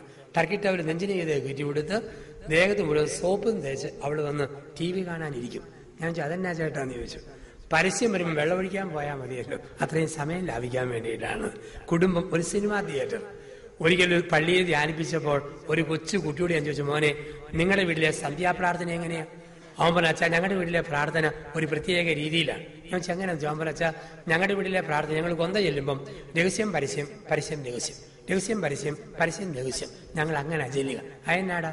TV പരസ്യം വരുമ്പം കൊന്തയുടെ രഹസ്യം ചെല്ലും, പിന്നെ ഞങ്ങൾ ഇങ്ങനെ സീരിയൽ കാണും, അടുത്ത പരസ്യത്തിന് പിന്നത്തെ രഹസ്യം, അങ്ങനെ രഹസ്യം പരസ്യം, പരസ്യം രഹസ്യം, അങ്ങനെ ചെല്ലി പോവുക. വീട് ഒരു സിനിമാ തിയേറ്ററാണ്. 4, കുടുംബം ഒരു ബ്യൂട്ടി പാർലർ. ചില കുടുംബങ്ങൾ ബ്യൂട്ടി പാർലറുകളാണ്. റബ്ബർ ഷീറ്റിന് വില കൂടിയപ്പോൾ, വിദേശ പണം നാട്ടി വന്നപ്പോൾ അലങ്കാര വസ്തുക്കൾ, ആഡംബര വസ്തുക്കൾ പെരയ്ക്കകം മുഴുവൻ ഇങ്ങനെ നിറച്ചു വെച്ചിരിക്കുന്നു. പെരയ്ക്കകം മുഴുവൻ അലങ്കാര വസ്തുക്കൾ, ആഡംബര വസ്തുക്കൾ. ചില പെരയുടെയൊക്കെ മുഴുപ്പല്ല, ദൈവമേ, എന്നാ വലിയ മുഴുപ്പ. ഞാൻ കാഞ്ഞിരപ്പള്ളിയിൽ ധ്യാനിപ്പിച്ചപ്പോൾ ഒരു വീട് വെച്ചിരിക്കാൻ വേണ്ടി കയറുക. മുറിക്കൂടെ കയറി ഇറങ്ങിയപ്പം പൊൻകുന്നമായി. അത്രയും അമ്മം കെട്ടിടങ്ങള്, എത്രയും വലിയ കെട്ടിടങ്ങളായിരുന്നു ഉണ്ടാക്കി വെച്ചിരിക്കുക. അപ്പൊ ജീവിതത്തിൽ വീടൊരു ബ്യൂട്ടി പാർലറാണ്. ചില പെണ്ണുങ്ങളെ കാണാം, വയസ്സ് 65, പല്ലു പറഞ്ഞ കുഴി, പൗഡർ ഇട്ട് നകത്തി, ചുണ്ടിയിലും കണ്ണീരും ചായവും പൂശി, ഏതോ കലാമണ്ഡലം കല്യാണിക്കുട്ടിയമ്മ കുച്ചിപ്പിടിയാടാൻ പോണവരെ പോകുന്ന സഹോദരിമാരെ കാണാം. അവരുടെ ഓർമ്മ ഇത് കണ്ണിന്റെ നിറവാണെന്ന, ചുണ്ടിന്റെ നിറവാണെന്ന. സാമാന്യ വിവരമോടെ ആർക്കും അറിയാം അത് ചുണ്ടിന്റെയും കണ്ണിന്റെയും നിറവല്ല, പെരയുടെ ജനൽക്കമ്പിക്ക് തൂത്ത പെയിന്റിന്റെ ബാക്കി കിറിയെ പൂശിയതാണെന്നറിയാം. ഇങ്ങനെ നടക്കുന്ന സ്ത്രീകളുണ്ട്. നല്ല മിടുക്കരി പെൺകുട്ടികളെ കാണാം, വയസ്സ് 10ഓ 18ഓ, കണ്ടാലാരും ഒന്നുകൂടെ നോക്കി പോകുന്ന നല്ല കുട്ടികൾ. പക്ഷേ ഇതിങ്ങടെ കഷ്ടപ്പെട്ടുള്ള നടപ്പ് കാണും. പോൾവാട്ടിന് കോലെ ഞാലുന്ന പോലെ, പൂട്ടുകുറ്റി പോലെ, ഇല്ലിക്കുറ്റി പോലെ ഒരു ചെരുപ്പൊക്കെ ഇട്ട് മുള്ളേലിങ്ങനെ കുത്തി മുമ്പോട്ട് തലയിൽ നീട്ടി പുറകോട്ട് ഉന്തിപ്പിടിച്ച് എരുമ പിണ്ണാക്കും വെള്ളം കുടിക്കാൻ പോകണ പോലെ വളഞ്ഞു നിൽക്കുന്നതാണ്. എന്തിനു വേണ്ടിയായത്? ആരെ കാണിക്കാൻ വേണ്ടിയാ? അപ്പം കുടുംബം ഒരു ബ്യൂട്ടി പാർലർ. ചില ആണുങ്ങളെ കാണാം, വയസ്സ് 75 ആയാലും ഒരു മുടി പോലും നരച്ചിട്ടില്ല. ചിലരുടെ തലയിലെ മുടി 3 നില പന്തല് പോലെ, മുകളിൽ കറുപ്പ്, കീഴേ ചെമ്പിപ്പ്, അടിയിൽ നരപ്പ്. എന്ത് കഷ്ടപ്പെട്ട ഈ ഭാരവും ചുമന്നോട് നടക്കുക. ഒരു മനുഷ്യൻ അയൽവക്കത്തെ സ്ത്രീയെ ഫോണിൽ വിളിച്ചപ്പോൾ, ഇംഗ്ലീഷ് മീഡിയത്തിൽ പഠിക്കുന്ന കൊച്ചുമോനാ ഫോൺ എടുത്ത് ഇംഗ്ലീഷിൽ ചോദിച്ചു, വെർ ഈസ് യുവർ മമ്മി? കൊച്ചിന്റെ മറുപടി, മൈ മമ്മി ഈസ് ഡൈ. അയാൾ ആംബുലൻസ് പിടിച്ചു വന്ന് മരിക്കാൻ പോകാന്നോർത്ത്. ഇങ്ങനെ ഡൈ ചെയ്ത് കറപ്പിക്കുന്ന ലോകത്തിലാണ് നമ്മൾ ജീവിക്കുക. കുടുംബം ഒരു ബ്യൂട്ടി പാർലർ. 5, കുടുംബം ഒരു സിമിത്തേരി. ചില കുടുംബങ്ങൾ സിമിത്തേരികളാണ്. തൊട്ടടുത്ത് നമ്മൾ സിമിത്തേരി കാണുന്നു. സിമിത്തേരിയുടെ പ്രത്യേകത മൗനം. ആരും ഒന്നും മിണ്ടുകയല്ല, നല്ല മൗനം. മൗനത്തിന്റെ സ്ഥലമാണ് സിമിത്തേരി. ഇന്ന് ചില ആൾക്കാർ ധ്യാനം കൂടാൻ വേണ്ടി വന്നിരിക്കുന്നത് സിമിത്തേരിയിൽ നിന്നാണ്. രാത്രി തിരിച്ചു പോകുന്നത് മോർച്ചറിയിലേക്കാണ്. കിടന്നുറങ്ങാൻ പോകുന്നത് ശവപ്പെട്ടിക്കകത്താണ്. എങ്ങനെയുള്ള വീടാണ് സിമിത്തേരി? ഭർത്താവും ഭാര്യയും കൂടെ വർത്തമാനം പറയുകയാണെങ്കിൽ ആ വീടാണ് സിമിത്തേരി. മൗനം. രണ്ടുപേരും ഇങ്ങനെ ഇരിപ്പുണ്ട്, മുഖത്തോട് വന്ന് നോക്കിക്കൊണ്ട്. അശോകസമ്പത്തിലെ സിംഹത്തിന്റെ തല പോലെ, ഒന്ന് കിഴക്കോട്ട് മറ്റേത് പടിഞ്ഞാറോട്ട്, മിണ്ടാൻ വകുപ്പുകൾ ഒന്നുമില്ല. അതാണ് സിമിത്തേരി. ഒരു സ്ഥലത്ത് ധ്യാനിപ്പിച്ചപ്പോൾ ഞാൻ പറഞ്ഞു, നല്ല ഭർത്താവ് ഉറങ്ങാൻ പോകുന്നതിന് മുമ്പ് ഭാര്യയെ ഒരുമിച്ചിരുന്ന് 15 മിനിറ്റ് മുട്ടി ഉരുമി കൊച്ചു വർത്താനം പറഞ്ഞിട്ടേ കിടക്കാൻ പോകാം. ഭാര്യ പറഞ്ഞു, എന്റെ അച്ഛ 5 മിനിറ്റ് മതി. കല്യാണം കഴിഞ്ഞിട്ട് വർഷം 15ആയി. ഈ മനുഷ്യൻ 2 മിനിറ്റ് പോലും മിണ്ടുകയല്ല. ആകെപ്പാടെ മിണ്ടുന്നത് സന്ധ്യയാകുമ്പം 3 അടിയുടെ കാര്യം പറയും, വേറെ ഒന്നും പറയത്തില്ല. 3 അടിയുടെ കാര്യം. ഞാൻ എന്താ? സന്ധ്യയാകുമ്പം പറയും, 1 കുരിശ് വരയ്ക്കടി, 2 കഞ്ഞി വിളമ്പടി, 3 പാ വിരിക്കടി. ഈ 3 അടിയേ ഉള്ളൂ, വേറെ സംസാരങ്ങളേ ഇല്ല. ചില കുടുംബത്തിലെ സംസാര വിഷയം കാലാവസ്ഥയാണ്. ഒരു മഴക്കാർ ഇങ്ങനെ കാണുന്നുണ്ട്, വഞ്ചിമലയിൽ നിന്ന് ഇങ്ങനെ വന്നിട്ട് മിക്കവാറും പൂവരണി പോയി അത് പെയ്യുമായിരിക്കും. ചില പറയും, എന്തൊരു ഈയല, വല്ലാത്ത പാറ്റ, ഒടുക്കത്തെ മൂട്ട, എന്തൊരു കൊതുക്. ജീവജാലങ്ങളെയും കാലാവസ്ഥയും സൃഷ്ടിച്ച ദൈവത്തിന് 1000 നന്ദി. അല്ലെങ്കിൽ പല ദമ്പതിമാരും വിഷയദാരിദ്ര്യം കൊണ്ട് മരിച്ചു പോകുമായിരുന്നു. സ്ത്രീകളുടെ കാര്യം ഓർത്തോണം. എത്ര അരിശം വന്നാലും ഭർത്താവിനോട് മിണ്ടാതിരിക്കരുത്. നിങ്ങളുടെ കെട്ടിയവനെ വളരെ പെട്ടെന്ന് വൃദ്ധനാക്കണോ, 1 മാസം മിണ്ടാതിരുന്നാൽ മതി. അവന്റെ മുടി നരച്ചു തുടങ്ങും, തൊലിക്ക് ചുളിവ് വീഴും. കാരണം പെണ്ണുങ്ങൾക്ക് മിണ്ടിയിലേലും കുഴപ്പമില്ല, നിങ്ങൾക്ക് ഒറ്റയ്ക്ക് മിണ്ടാൻ ധാരാളം വകുപ്പുകളുണ്ട്. ഒന്നുമല്ലെങ്കിൽ കോഴിയേലും വിളിക്കാം. കോഴി ബാ ബാ ബാ ബാ എന്ന് വിളിച്ചു വിട്ട് നിൽക്കാം. ആണുങ്ങൾക്ക് വിളിക്കാൻ പറ്റും. അയൽവക്കത്തെ സ്ത്രീയെ നോക്കി നീ ഇങ്ങോട്ട് ബാ ബാ എന്ന് വിളിക്കാനായിട്ട് പറ്റും. അപ്പൊ സംസാരം വളരെ പ്രധാനപ്പെട്ടതാണ്. ദമ്പതികൾ സംസാരിക്കുമ്പോൾ കുടുംബത്തിനകത്ത് തന്നെ ഒരു ഐശ്വര്യവും അനുഗ്രഹവും ഒക്കെ ഉണ്ട്. വർത്തമാനം പറയുമ്പോഴല്ലേ സമാധാനം. ഇല്ലെങ്കിൽ എന്തൊരു ബുദ്ധിമുട്ടാണ്. ഒരു കുടുംബത്തിൽ 75 വയസ്സുള്ള ഭർത്താവ്, 72കാരി ഭാര്യ. ഭർത്താവ് പെട്ടെന്ന് അങ്ങോട്ട് അരിശപ്പെടും, പക്ഷെ പെട്ടെന്ന് തണുക്കും. ഭാര്യ അങ്ങനെ അരിശപ്പെടുന്നില്ല. ഒരിക്കൽ പിണങ്ങിയാൽ പിന്നെ അവള് സക്കറിയാടെ ഗോത്രത്തിൽപ്പെട്ടവളാ. 10 മാസം കഴിഞ്ഞാലേ വാ പൊളിക്കത്തുള്ളൂ. അത്രയ്ക്കും വാശിക്കാരി. ഒരു ദിവസം 1ഉം 2ഉം പറഞ്ഞ് ബഹളമൊക്കെ മൂത്തു. ഈ സ്ത്രീ അങ്ങ് പിണങ്ങി വാ പൂട്ടി. സന്ധ്യയായി മിണ്ടുന്നില്ല. ഭർത്താവ് അള്ളി നോക്കി, നുള്ളി നോക്കി, കിള്ളി നോക്കി, പിടിച്ച് കുലിക്ക് നോക്കി, ഒരനക്കവും ഇല്ല. 2ാം ദിവസം വീട്ടിൽ എന്തോ സാധനം കാണാതെ പോയി. ഭർത്താവ് തപ്പാൻ തുടങ്ങി. 3 ദിവസം തപ്പിയിട്ടും സാധനം കിട്ടുന്നില്ല. അവസാനം മടുത്ത ഭാര്യ ചോദിച്ചു, എന്നതാ കളവാ നിങ്ങളെ കാണാതെ പോയെന്ന് ചോദിച്ചു. ഉടനെ കെട്ടിയവൻ പറഞ്ഞു, എന്റെ സമാധാനമായി, കിട്ടിപ്പോയി. 3 ദിവസമായിട്ട് നിന്റെ സ്വരം എവിടെ പോയെന്ന് ഞാൻ തപ്പിക്കൊണ്ടിരിക്കുകയായിരുന്നു, ഇപ്പോഴാണ് ഈ കണ്ടു കിട്ടിയത്. വർത്തമാനം പറയാത്ത കുടുംബമാണ് സിമിത്തേരി എന്ന് പറയുക, ശ്മശാനം.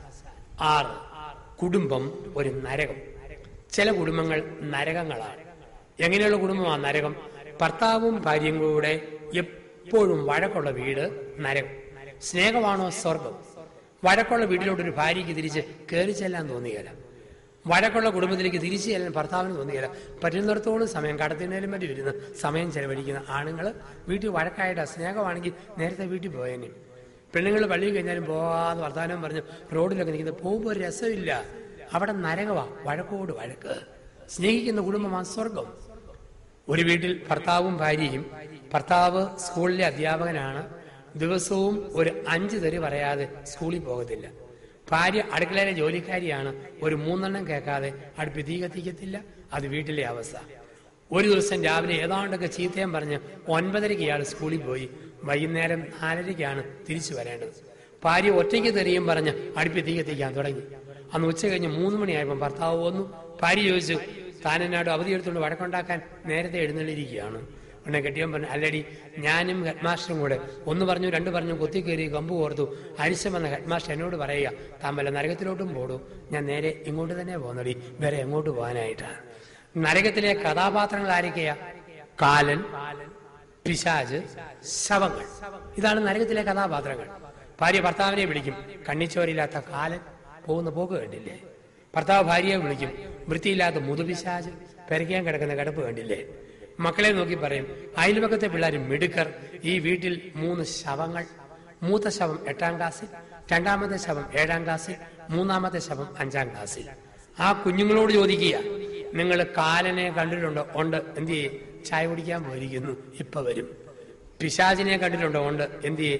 കറി ഉലർത്തിക്കൊണ്ടിരിക്കുന്നു, തുണി അലക്കിക്കൊണ്ടിരിക്കുന്നു. ഒരു വീട്ടിൽ ഭർത്താവ് ഭാര്യയെ പിശാചെ പിശാചെ എന്ന് വിളിച്ച് 25 വർഷക്കാലമായി. ഭാര്യ പിശാചെന്ന് കേട്ടാൽ ഭാര്യ തിരിച്ചു നോക്കും, പിശാചെന്ന് കേട്ടാൽ മക്കള് അമ്മയെ നോക്കും. ഇവർ രണ്ടും കൂടി അയൽവക്കത്തെ കൊച്ചിനെ മാമോദിസയ്ക്ക് തലതൊട്ടപ്പനും തലതൊട്ടമ്മയായിട്ട് പള്ളിയിൽ ചെന്നു.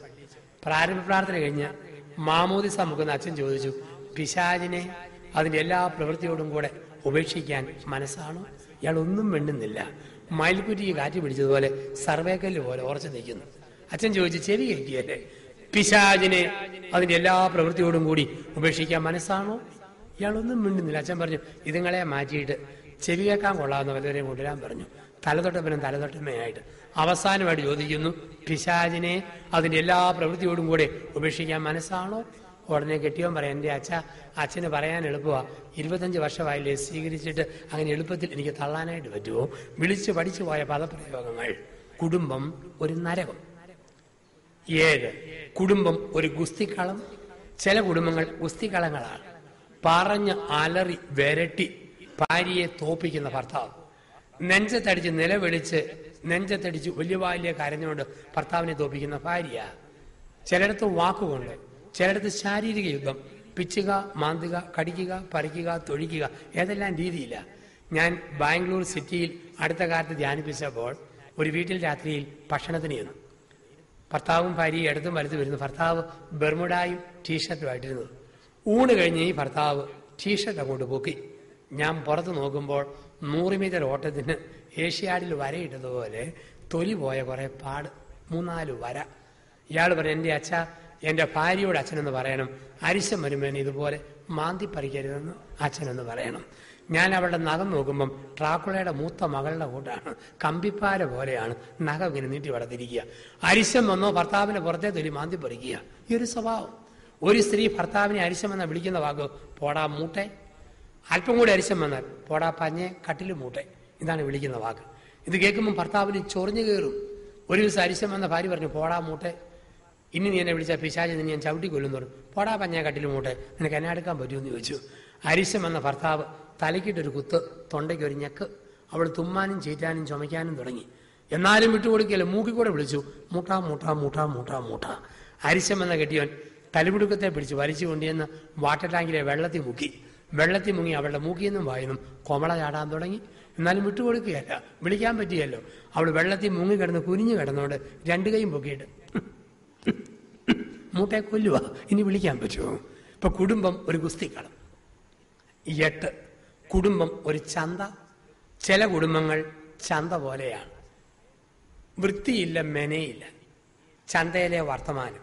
ഭാര്യയെ തെറി വിളിക്കുന്ന ഭർത്താവ്, ഭർത്താവിനെ തിരിച്ചു വിളിക്കുന്ന ഭാര്യ, മക്കളെ ചീത്ത വിളിക്കുന്ന മാതാപിതാക്കൾ, ഒപ്പം പരിക്കവും വലിച്ചു വാരിയിട്ടിരിക്കുന്നു. ചില വീടിന് ചെല്ലുമ്പോഴേ അറിയാം, പിശാച് ഈമ്പിയ പെമ്പർനോത്തിയാണ് കുടുംബനാഥ. വീടിന്റെ വരാന്തയിൽ കോഴിക്കാഷ്ടം ടൺ കണക്കിന് അട്ടിയിട്ട് വെച്ചിരിക്കുന്നു. പെരയ്ക്കകത്ത് കയറി ചെന്നപ്പോൾ ചക്കയരക്കും ചുക്കിലി വലയും തോരണം പോലെ ഞാന്ന് കിടക്കുന്നു. ഊട്ടുമേശയുടെ പുറത്ത് ബ്ലൗസ് ഊരി കുത്തപ്പനാറ് പോലെ പൊക്കി വെച്ചിരിക്കുന്നു. കട്ടിന് കീഴെ സാരി ചുരുട്ടി തിരിക പോലെ മടക്കി വെച്ചിരിക്കുന്നു. എന്തോ വേവിച്ച പാത്രം ടാപ്പിന് കീഴെ കുതിരാനിട്ടിരിക്കുക. സന്ധ്യയായി പ്രഭാതമായി 5-ാം ദിവസം, ഇനിയും കുതിർന്ന് തീർന്നിട്ടില്ല. ഒരു ഗ്ലാസ് വെള്ളം പോലും കുടിക്കാൻ പറ്റിയല്ല. എല്ലാ ഗ്ലാസ്സിലും മത്തിയുടെ ഉളുമ്പ്, അയലയുടെ മണം, ഇറച്ചി വെള്ളത്തിന്റെ നാറ്റം, ഓക്കാനിച്ചിട്ട് മേല. 2007-ലെയും 2008-ലെയും കലണ്ടർ ഒരു നാണമില്ലാതെ ഭിത്തിയാൽ അതുപോലെ തൂങ്ങിക്കിടക്കുന്നു. ഇതുവരെ മാറ്റിയിട്ടില്ല. ടൈം പീസും ക്ലോക്കും നിര്യാതരായിട്ട് ദിവസങ്ങൾ കഴിഞ്ഞു. ബാറ്ററി മാറ്റിയിട്ടില്ല, കീ കൊടുക്കാൻ പറ്റിയിട്ടുമില്ല. മുറിക്കകത്ത് ചെന്നപ്പോഴത്തേക്ക് ചില പെരയ്ക്കകത്ത് കീറത്തുണി, പീറത്തുണി, കൈക്കില തുണി, കരികില തുണി, പഴന്തുണി, ഇതെല്ലാം കിടക്കുക. അച്ഛൻ വീട് വെഞ്ചരിച്ചുകൊണ്ടിരിക്കുക. കുടുംബനാഥയ്ക്ക് നാണക്കേട്. അച്ഛൻ കണ്ട മോശമല്ലേ? കുടുംബത്തിന്റെ നാഥ റോക്കറ്റ് പോലെ ഓടിയിട്ട് ബെഡ്ഷീറ്റ് ഇത് മൂടി പോവുക. എനിക്ക് പൊക്കി വെഞ്ചരിക്കാൻ പറ്റുമോ? അവസാനത്തെ മുറിച്ച് നോക്കുമ്പം എല്ലാം കൂടെ കൂമ്പാരം കൂട്ടി കട്ടിലയിലിട്ടിട്ട് മൂടിയിരിക്കുന്നു. കണ്ടാൽ കുതിരപ്പുറം പോലെ ഇങ്ങനെ പൊങ്ങി നിൽപ്പുണ്ട്.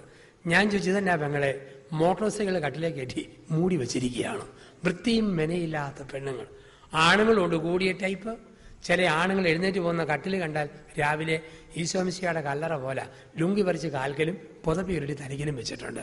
പിന്നെ ഭാര്യയുടെ കയ്യിൽ നിന്നും ബെഡ്ക്ക് കാപ്പി എന്ന ബെഡ് കോപ്പിയും മേടിച്ച് കുടിച്ചിട്ട് തൊട്ടടുത്തുള്ള ചായക്കടയിൽ ചെന്ന് ഏതോ അപ്പാപ്പന്റെ ഉണക്കസഞ്ചി പിഴിഞ്ഞ പൂളവെള്ളം വാട്ട ചായ അത് അടിച്ചു കയറ്റും.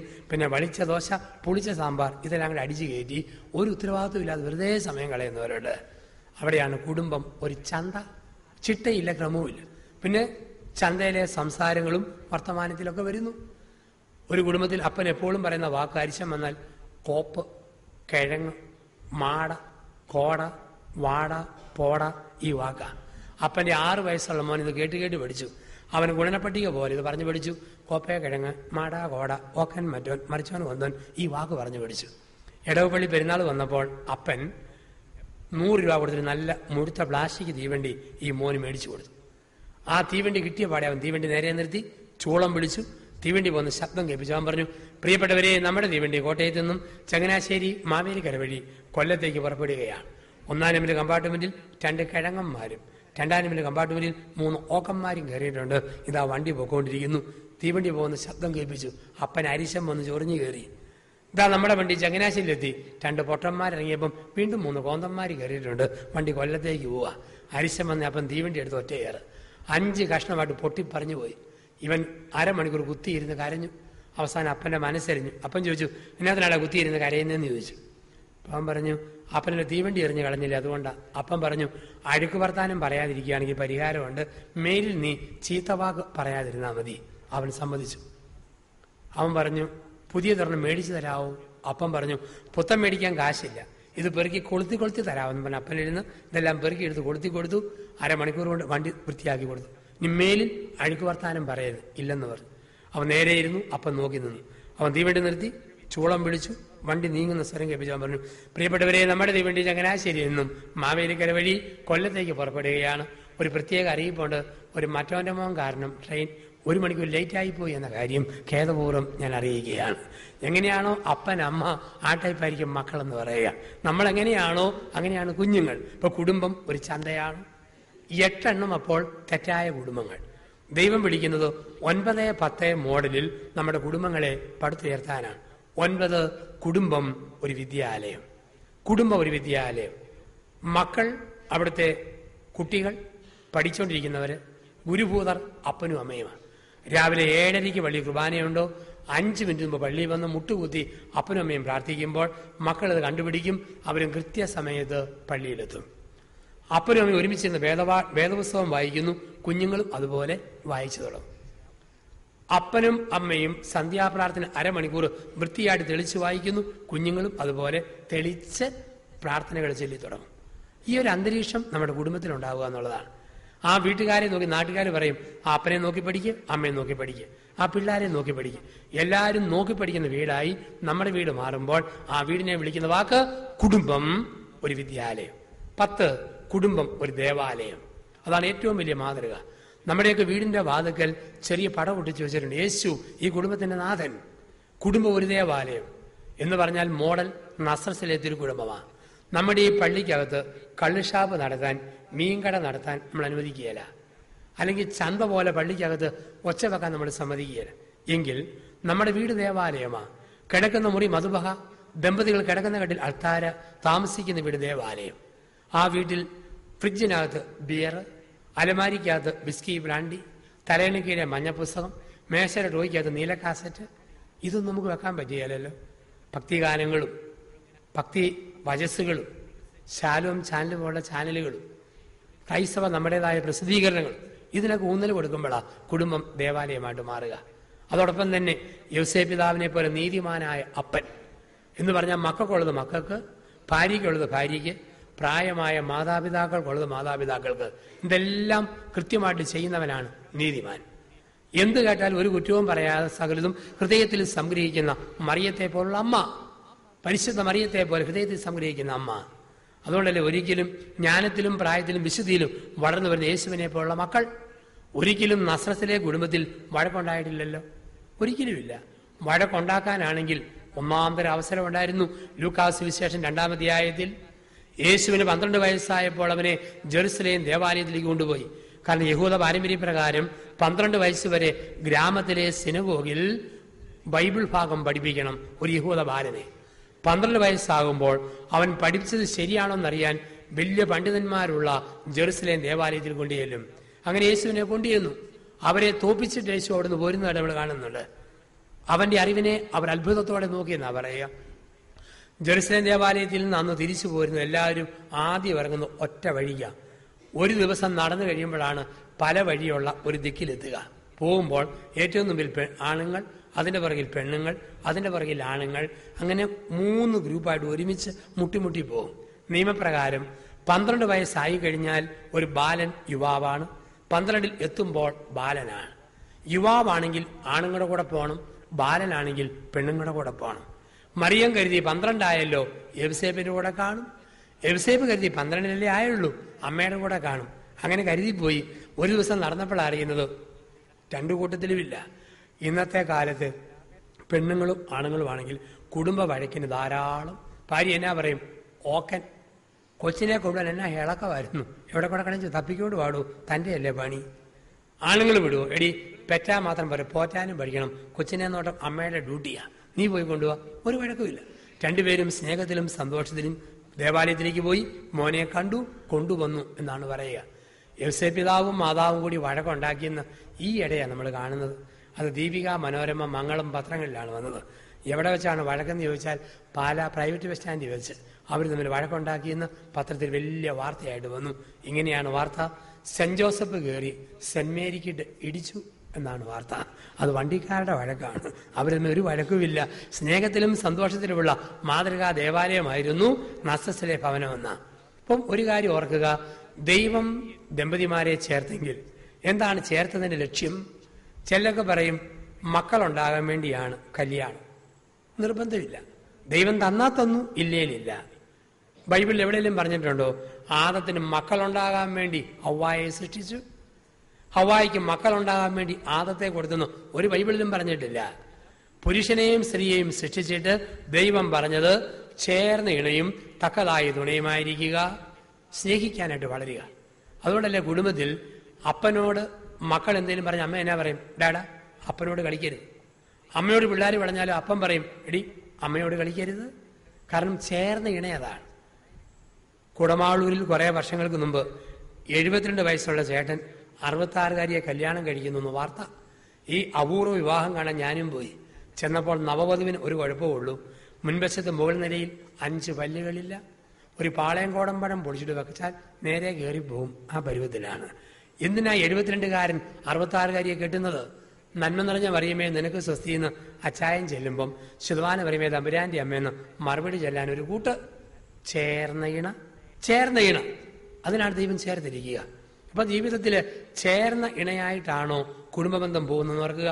ചേർന്ന ഇണ, തക്കതായ തുണ, ഈ 2 വാക്കുകൾ മനസ്സിലൊന്ന് പതിപ്പിക്കണം. ചേർന്ന ഇണ എന്ന് പറഞ്ഞു കഴിഞ്ഞാൽ ദൈവം എനിക്ക് തന്നിരിക്കുന്നത് ചേർന്ന ഇണയാണെന്ന് ശരിക്കും മനസ്സിലാക്കിയിട്ടാണ്. ആ ഒരു ഓർമ്മ വേണം. ഇതിനേക്കാൾ കൂടിയൊന്നും വരാനില്ല, ഇതിനപ്പുറത്തൊന്നുമില്ല, ഇതാണ് എൻ്റെ ചേർന്ന ഇണ. ആ ഒരു ചിന്ത മനസ്സിൽ നമ്മൾ ആഴമായിട്ട് നമ്മൾ സൂക്ഷിക്കണം. എല്ലാവിധത്തിലും ചേർന്ന ഇണയല്ലേ. ഓർത്ത് നോക്കിക്കേ, മുൻകോപമുള്ള കെട്ടിയവന് ദൈവം കൊടുക്കുന്നത് ശാന്തശീലമുള്ള ഭാര്യ. വാ പൊളിക്കാൻ പ്രയാസമുള്ളവന് പൊളിച്ച വാ അടയ്ക്കാൻ പ്രയാസമുള്ളവള്. അന്താരാഷ്ട്ര പിശുക്കന് ഇന്റർനാഷണൽ ദൂർത്തടികാരിയെ ദൈവം കൊടുക്കും. പ്രാർത്ഥന ബോറായവന് തുടങ്ങിയാൽ പ്രാർത്ഥന നിർത്താത്തവളെ ദൈവം കൊടുക്കുന്നു. ചേർന്ന ഇണ. 1 കൊരിന്ത്യർ 7:14. ഒരു ഭർത്താവിന്റെ കുറവ് ഭാര്യ നികത്തണം, ഒരു ഭാര്യയുടെ കുറവ് ഭർത്താവ് നികത്തണം. അങ്ങനെ നികത്താൻ വേണ്ടി ദൈവം പരസ്പരം ചേർത്തിരിക്കുകയാണ്, ഒരുമിപ്പിച്ചിരിക്കുകയാണ്. ചേർന്ന ഇണ. എല്ലാവിധത്തിലും അതെ. ആണുങ്ങളുടെ തലയോട്ടിയെല്ലിന് നല്ല കട്ടി, പെണ്ണുങ്ങളുടെ തലയോട്ടിയെല്ല് പെട്ടെന്ന് കുശിത്തു പോവും. കാരണം ഇവന്റെ തലയോട്ടിയെല്ലിന് കട്ടി കൊടുക്കാൻ കാരണം അവൻ ചുമന്നാലും ഭാര്യയും മക്കളെയും പോറ്റണം. തന്നെയുമല്ല, വെളുപ്പിനെ 6 മണിക്ക് ഭാര്യ കഷ്ടപ്പെട്ട് ചട്ടുകം കൊണ്ട് ദോശ തിരിച്ചിട്ട് മറിച്ചിട്ട് ചുടുമ്പം ഇവൻ ചൊറിഞ്ഞ വർത്താനവും പറഞ്ഞുകൊണ്ട് അരിശം വരുന്ന ഭാര്യ ചട്ടുകത്തിന് കണ കൊണ്ടൊരു കൊട്ടു കൊടുത്താലും എല്ല് പൊട്ടരുത്. അത്രയ്ക്കും കട്ടിയുള്ള തലയോട്ടി എല്ല് ദൈവം കൊടുത്തിരിക്കുന്നു. ഇനി ആണുങ്ങളുടെ ശരീരം മരം കയറാൻ പറ്റിയ പരുവത്തിൽ, പെണ്ണുങ്ങളുടെ ശരീരം മരം കയറാൻ പറ്റിയ പരുവത്തിലല്ല. ഈ പെണ്ണുങ്ങൾക്കും ആണുങ്ങൾക്കും തൊലിക്കട്ടി കൂടുതൽ ആണുങ്ങൾക്കാണ്, പെണ്ണുങ്ങൾക്ക് തൊലിക്കട്ടി കുറവ്. പെണ്ണുങ്ങൾക്ക് ഷെയ്ക്കാൻ്റെ കൊടുത്താൽ മോഡേൺ ബ്രെഡിലോ ബണ്ണയിലോ പിടിച്ച പോലെ തളതള പഴപഴ പരുവത്തിൽ റൊട്ടിക്ക് കുഴച്ചുള്ള മാവ് പോലെ ഇരിക്കും, വലിയ കട്ടിയില്ല. പക്ഷെ ആണുങ്ങൾക്ക് ഷെയ്ക്കാൻ്റെ കൊടുത്താൽ കമ്പിപ്പാരയിലോ കാപ്പിക്കമ്പയിലോ പിടിച്ച പോലെ പറപറ പാറപ്പുറം പോലെ നല്ല കട്ടി. അതുകൊണ്ട് വീട്ടിലെ കുഞ്ഞുങ്ങൾ കരയുമ്പോൾ അപ്പനെടുത്താൽ കൊച്ച് പൂർവാധീന ശക്തിയോടെ കാറാൻ തുടങ്ങും. ഏതോ മയിൽക്കുറ്റിയെ മുട്ടിയതുപോലെ സർവേക്കല്ലെ തട്ടിയതുപോലെ വല്ലാത്ത കട്ടി. അമ്മ എടുക്കുമ്പോഴേ കൊച്ച് കരച്ചിൽ നിർത്തും. ഡ്യൂറോഫ്ലക്സ് ഡള്ളപ്പ് മെത്തയുടെ മുട്ടിയ പോലെ ഒരു നല്ല മയം. ഇനി മനക്കെട്ടി ആർക്കാ കൂടുതൽ? ആണുങ്ങൾക്ക്. രാത്രി 11 മണിക്ക് വീടിൻ്റെ പുറത്ത് അനക്കം കേട്ടാൽ ടോർച്ചും ചൂരലുമായിട്ട് ഭർത്താവ് ഇറങ്ങും. ഭാര്യ വട്ടം കെട്ടിപ്പിടിക്കും. പൊന്നുമനുഷ്യ പോകല്ലേ, പാമ്പാണേ ചാമ്പാണേ കൂമ്പാണേ പോയേക്കരുത്, ഇവക്ക് പേടി കൂടുതൽ. പ്രാർത്ഥന ആണുങ്ങൾക്കാറ് ബോറ്, പെണ്ണുങ്ങൾക്ക് പരമസന്തോഷം. സിറ്റിക്ക് പോയിട്ട് രാത്രി 8:30 വരുന്ന ഭർത്താവ് ആദ്യം ചോദിക്കുന്ന ചോദ്യം, കുരിശുവര കഴിഞ്ഞോടി, ഇല്ലെങ്കിൽ കക്ഷി ഒന്നുകൂടെ ടൗണിൽ പോകാൻ തയ്യാറായിട്ടാണ് വന്നിരിക്കുന്നത്. അതേസമയത്ത് ഭാര്യയാണേലോ ഈ ബെനഡിക്ട് 16 മാർപ്പാപ്പ കൊന്തയുടെ 5ാം രഹസ്യം കണ്ടുപിടിച്ചെങ്കിൽ അതും കൂടെ ചെല്ലായിരുന്നു. ഈ പോപ്പ് എന്നാണോ ഇത് കണ്ടുപിടിക്കാൻ പോണത്?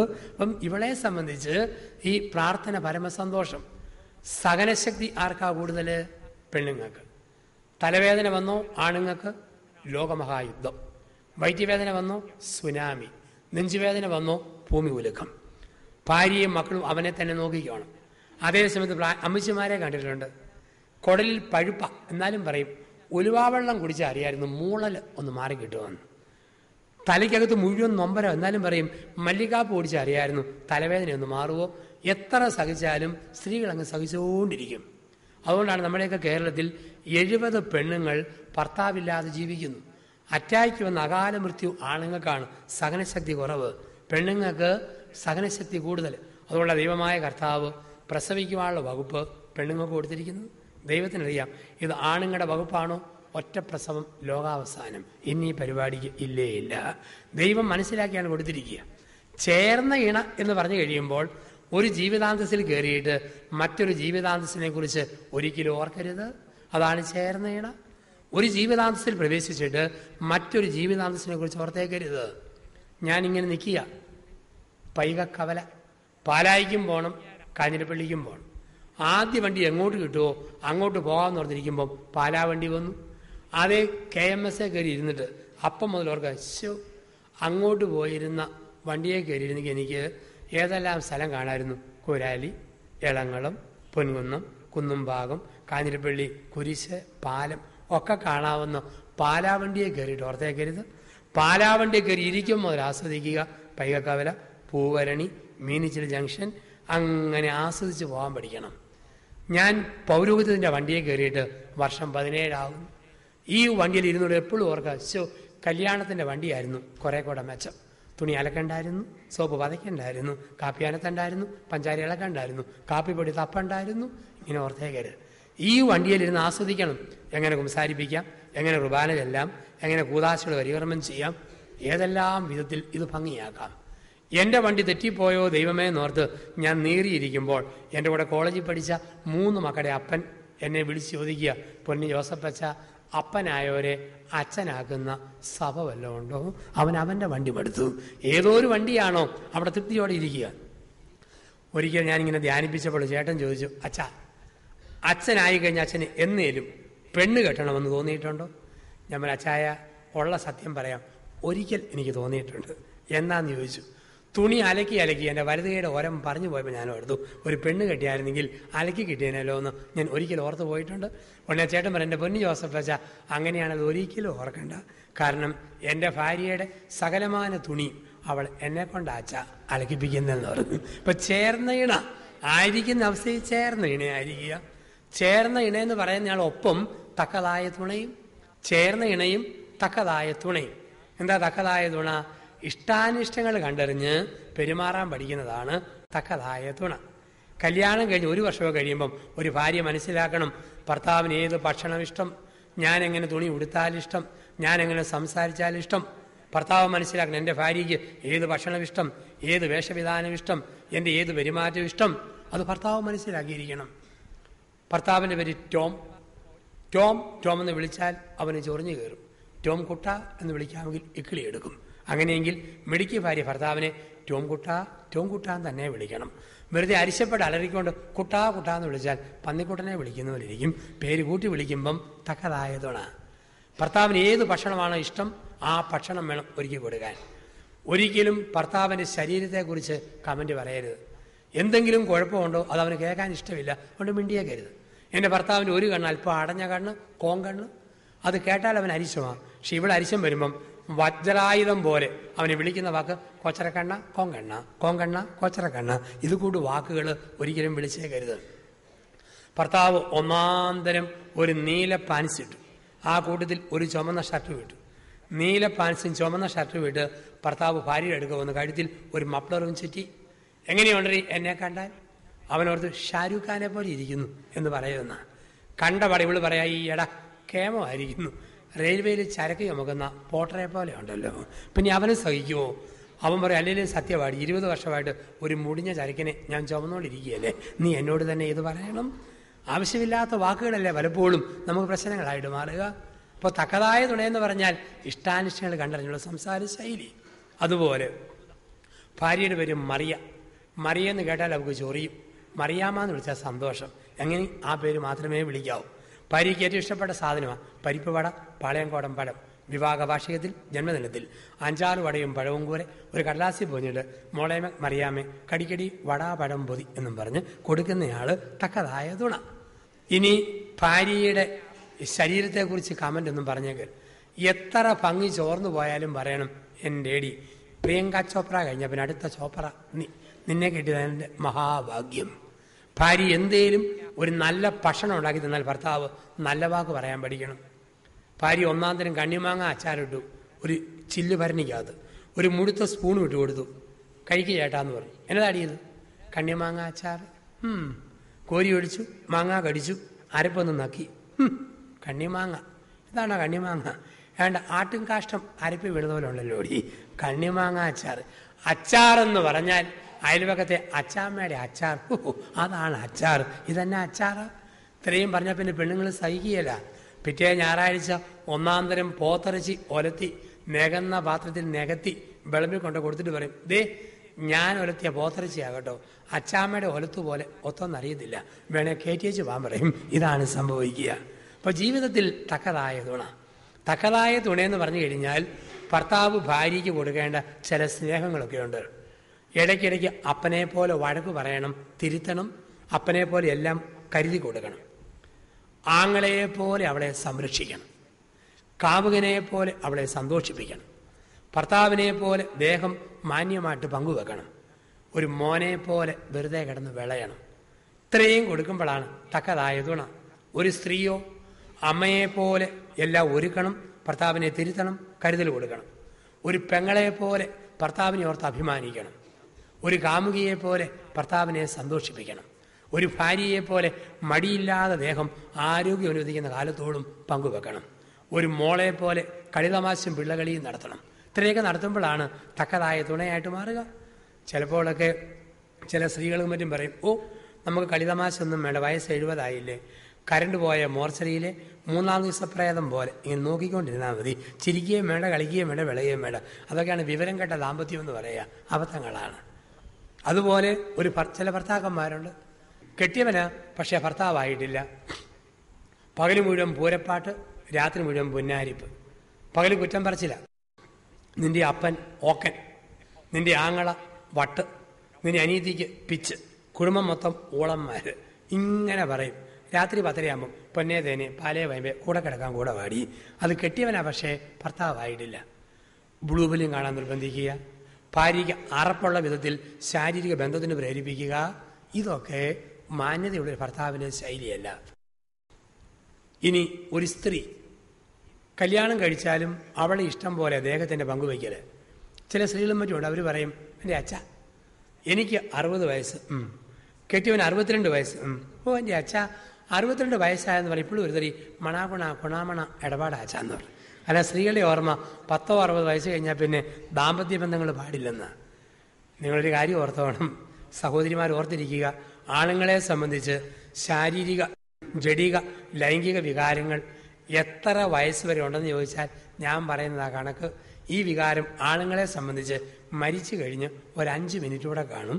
ഇത് മനസ്സിലാക്കിയില്ലെങ്കിൽ കുടുംബ ബന്ധങ്ങൾ തകർന്നു പോകും. വേറെ ചില പെണ്ണുങ്ങളുണ്ട്, അവർ പറയും തിങ്കളാഴ്ച സകല പുണ്യാളന്മാരുടെ ദിവസം, ചൊവ്വാഴ്ച അന്തോണിസ് പുണ്യാളൻ്റെ, ബുധനാഴ്ച യോസേ പിതാവിൻ്റെ, വ്യാഴാഴ്ച കാവൽമാലാഖയുടെ, വെള്ളിയാഴ്ച ചള്ളു ദിവസം, ശനിയാഴ്ച കന്യാമറിയത്തിൻ്റെ ദിവസം, ഞായറാഴ്ച അവധി ദിവസം, പിന്നെ ഭർത്താവിനുള്ള ദിവസം ഏത് ദിവസമാണ്? ഒരു സ്ഥലത്ത് ഞാൻ പറഞ്ഞു അങ്ങനെയൊക്കെ നിങ്ങൾ തുടങ്ങിയാൽ ആണുങ്ങൾ 10 150 രൂപയായിട്ട് ഈ ദിവസം നോക്കാത്ത പെണ്ണുങ്ങളെ തപ്പിപ്പോകുമെന്ന് പറഞ്ഞു. ഇത് കേട്ട പാടൊരു ചേട്ടൻ ചാടി എഴുന്നേറ്റ് പറയുക, അച്ഛൻ ഏത് കാട്ടിൽ നിന്നാണ് വരുന്നത്? എന്നാ ചേട്ടാന്ന് ചോദിച്ചു. പണ്ടാച്ചാ 150, ഇപ്പം 300 പറഞ്ഞു. ചേട്ടന് കാണാൻ പാടുക. അപ്പോൾ തക്കതായ തുണയായിട്ട് മാറുക കുടുംബ ബന്ധങ്ങളിൽ, ദാമ്പത്യ ബന്ധങ്ങളിൽ എന്നാണ് പറയുക. ചേർന്ന ഇണ തക്കതായ തുണ. അപ്പം അങ്ങനെയുള്ള ഈ ജീവിതക്രമത്തിന് നമ്മൾ കാണുന്നു, ഇത് വിവാഹത്തിൽ ഏറ്റവും കൂടുതൽ ഉപയോഗിക്കുന്ന വാക്ക് വാ അല്ലെങ്കിൽ വി എന്ന വാക്കാണ്. വിവാഹം. വിവാഹം എത്ര കളിതാമാശയുള്ള ആളാണേലും കല്യാണം കഴിയുമ്പോൾ അവന് ഗൗരവമാവും. എത്ര വിളയുന്ന പെണ്ണാണേലും കല്യാണം കഴിയുമ്പോൾ അവൾക്ക് പക്വതയാവും. ഒരു അമ്മ പെൺകുട്ടിയോട് പറഞ്ഞു, എൻ്റെ അമ്മ പറഞ്ഞ ചെറുക്കനെ ഞാൻ കെട്ടുന്ന പ്രശ്നമേ ഇല്ല. അമ്മ ചോദിച്ചാൽ അതിനടി, ഓ അവൻ പറഞ്ഞ സ്വർഗവും ഇല്ല നരകവും ഇല്ല, എന്നാ തെറ്റ് വേണമെങ്കിലും ചെയ്യാം, പരിക്ക് പറ്റാതിരുന്നാൽ മതിയെന്ന്. അമ്മ പറഞ്ഞു, പൊന്നു മോളെ നീ ധൈര്യമായിട്ട് അവനെ തന്നെ കെട്ടിക്കൂ. നിന്നെ കെട്ടി 3 ആഴ്ച കഴിയുമ്പോൾ നരകമുണ്ടെന്നും അവൻ ഉറപ്പായിക്കോളും, പറയാതെ സ്വർഗമുണ്ടെന്നും അവൻ വിശ്വസിച്ചോളും. വിശേഷമായ വിധത്തിൽ വഹിക്കേണ്ടതാണ്. അങ്ങനെയാണ് വിവാഹമെങ്കിൽ 5 വികളിൽ വിവാഹത്തെ നമ്മൾ ക്രമപ്പെടുത്തണം. 5 വികൾ എന്തെല്ലാമാ? 1